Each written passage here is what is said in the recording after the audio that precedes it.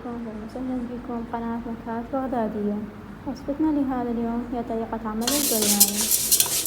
طبعا أنا سويت برياني دجاج، برياني عادي والدجاج طبختها. في البداية خلي الزيت ونخلي الشعرية حتى تحمر وتغير لونها من الأصفر إلى البني الداكن. أستمر أقلب بيها حتى تستوي عندي حباية وحباية تحترق. تاخذ كلها اللون البني الداكن. وراها يلا أبدي أضيف المكونات. تابعوا على كمية الزيت لا تخلونها قليلة بحيث ما تستوي عندكم الشعرية.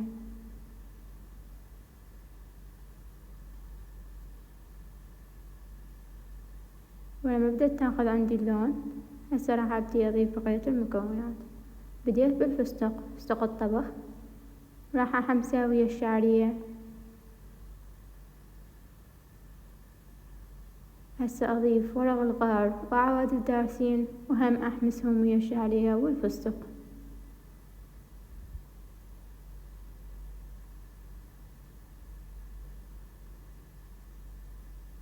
بعدها أضيف أعواد القرنفل وهم أحمسهم سوا. طبعا أنا هنا نسيت أحط البهارات وحطيتها بالآخر شي، تقدرون انتو تحطونها بهذه المرحلة. وراها خليت الزبيب تقريبا كوب زبيب،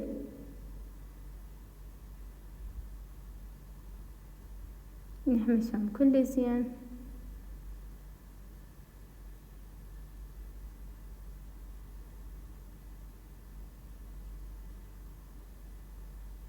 وراها راح أضيف الماجي وأضيف الجزر. تريدون تستخدمون البازلية إذا كانت عندكم.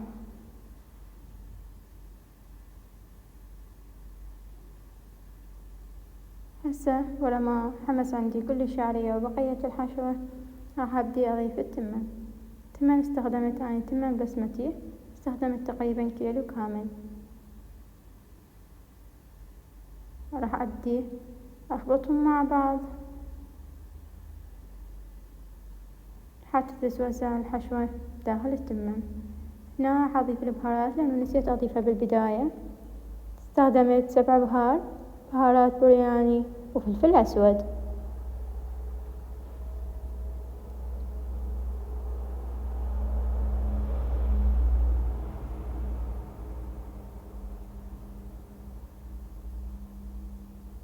هسه راح نحمسهم كل زين، خليهم تقريبا في 5 دقايق قبل لا نضيف الماء.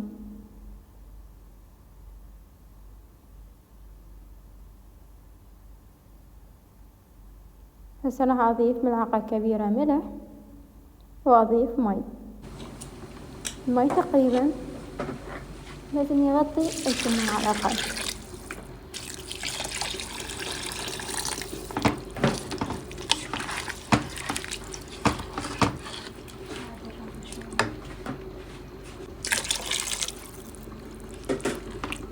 بالطريقة هذه كمية الماء كلش تمام.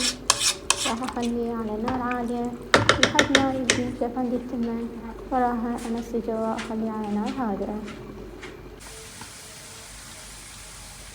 ولما نشف عندي التمن أنا راح أبدي أضيفه حتى يصير نص مرة ثانية للمكونات وحتى يتهدى زين عندي.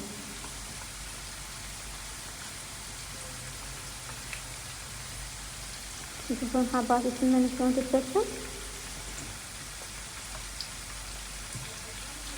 هذا الأثناء أنا رحت قطعت بتيتة مكعبات وقليتها حتى أقدر أضيفها على التمن.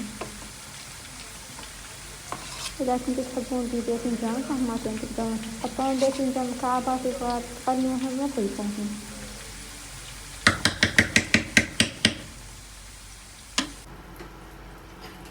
هسه راح أضيف البتيتة اللي قليتها.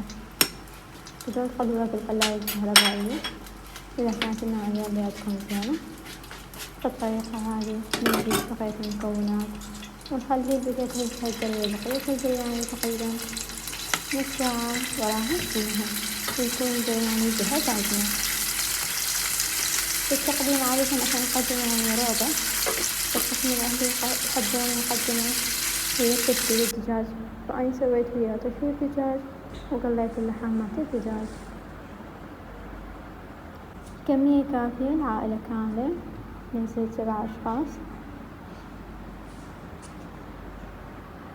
هذا تشوية الدجاج، طلعت الدجاج أنا حتى أقلي.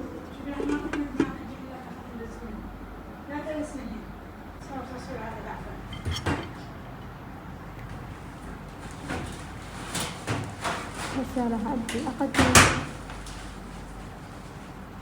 وعليكم بالعافية يا رب. إذا كانت هذه أول مرة تتابعيني، لا تدعميني وتشتركين بالقناة وتضغطين على زر الجرس للاشتراك.